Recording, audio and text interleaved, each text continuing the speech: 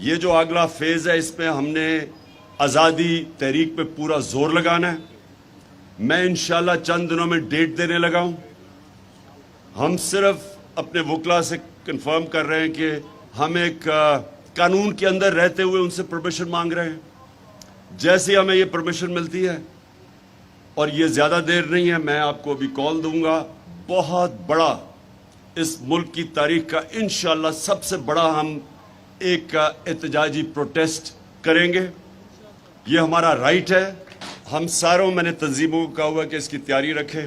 ہم انشاءاللہ جیسے ہمارا کلیئر ہوتا ہے، ابھی سپریم کورٹ کا سے جو کلیئر کرتے ہیں، کیونکہ ہم سپریم کورٹ میں گئے ہوئے ہیں، جیسے کلیئر ہوتا ہے میں آپ کو ڈیٹ دوں گا.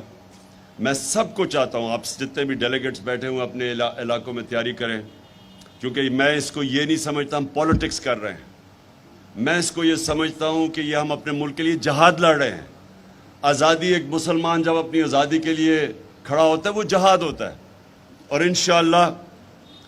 انشاءاللہ میں جب آپ کو ڈیٹ دوں گا آپ کی سب کی تیاری ہونی چاہیے.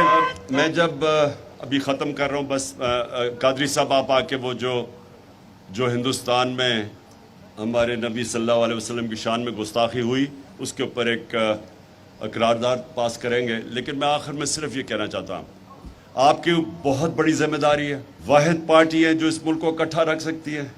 سارا سٹیٹس کو چوروں کا اکٹھا ہو گیا آپ کے خلاف، اور عوام آپ کے ساتھ آ کے کھڑی ہوگی. اور یہ جو عوام آپ کے ساتھ کھڑی ہوئی ہے، یہ کبھی کبھی ملک کی تاریخ میں اس طرح قوم کھڑی ہو جاتی ہے ایک پارٹی کے پیچھے. یہ بھی ہمارے اوپر ذمہ داری ہے.